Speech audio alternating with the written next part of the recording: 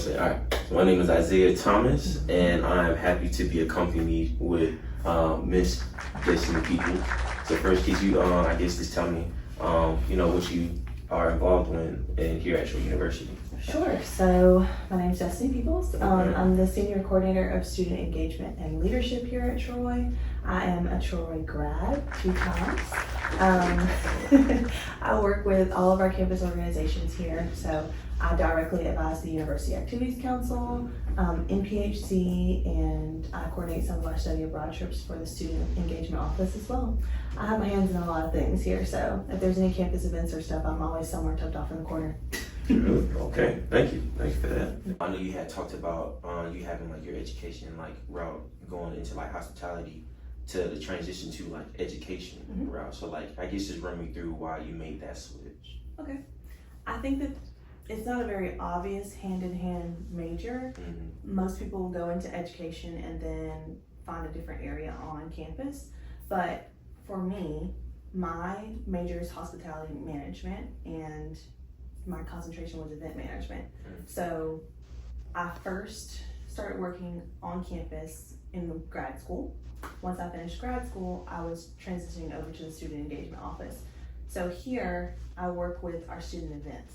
So that's kind of where the combination of my undergraduate experience and my collegiate work experience combined. So I have a background in order to facilitate and implement events. And then my background within leadership and student organizations kind of combines into one thing. When I first got to college, I was an education major. My whole goal was to teach. I really wanted to teach art. I think that's going to be my retirement job. So when I'm done doing all this, I'm going to go teach art for elementary school students. That is my dream job. But it doesn't pay that much, so I can't do it right now.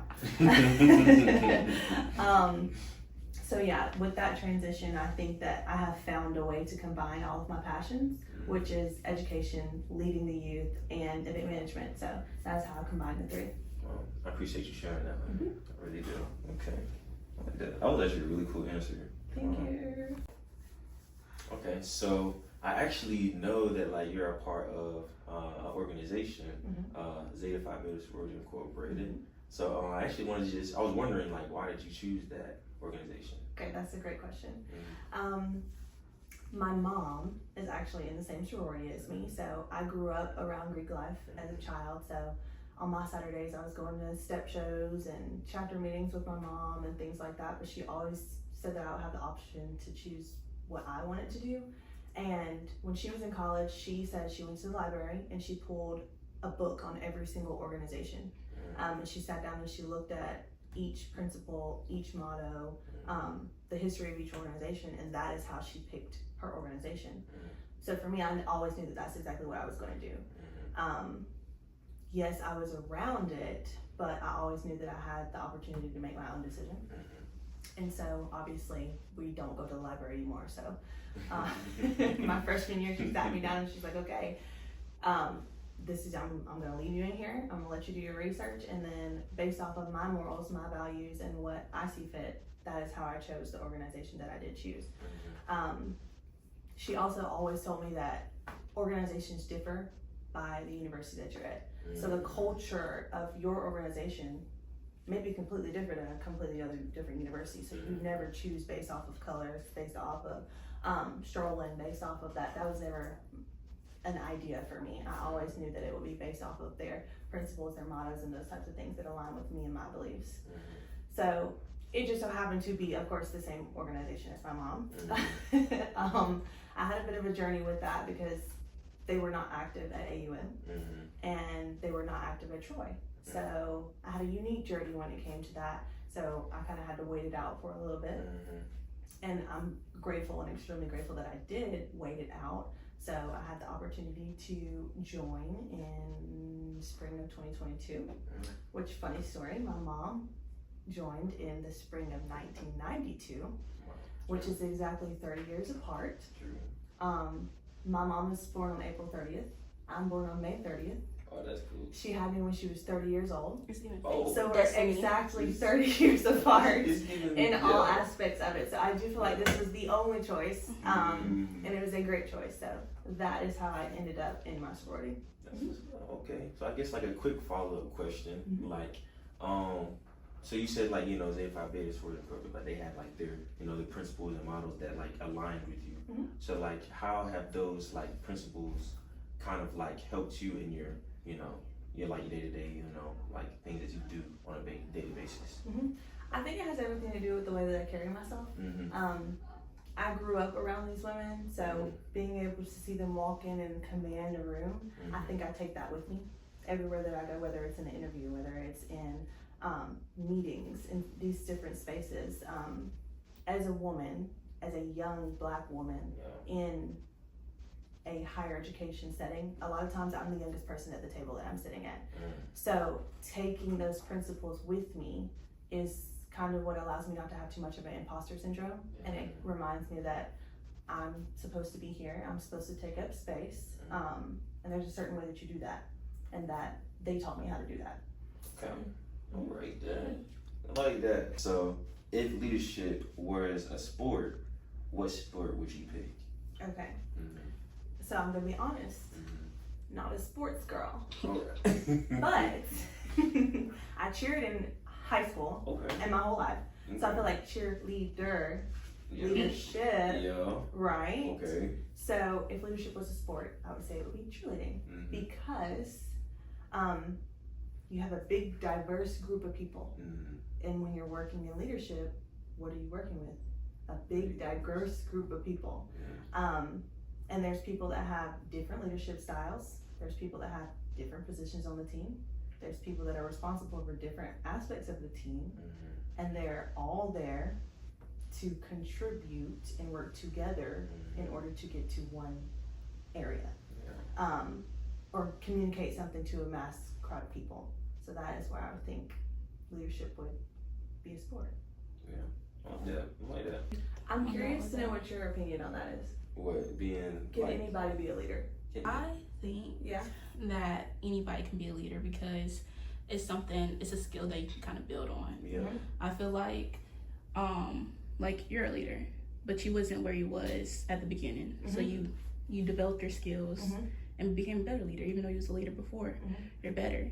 And so like me, I'm really shy. You know, I can stay to myself, but when I get to that point, I can really like speak up, I can lead, I can be there for my team. If you really want the position of a leader, and if you really want to be a leader and you're passionate about it, you got it in the bag. I think I want to piggyback off that. I like what you said, like, it kind of goes into like for instance, I like to pick on myself and talk about, you know, my upcoming, because like, when I first came here at Troy, I was the same way. I definitely was in that room 24/7. I was not coming out from it. But like, I really had a passion like lit into me when I seen other people and how they moved. Influence, so like the influence that other people had on me was what pushed me to be a leader as well.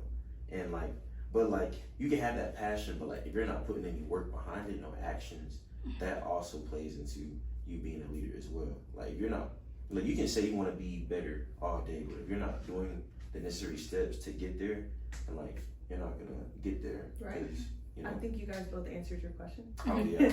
But I think that, can everyone be a leader? Yes. Does everyone choose to be a leader? No. Leadership role is a choice. Just like anything else that we do.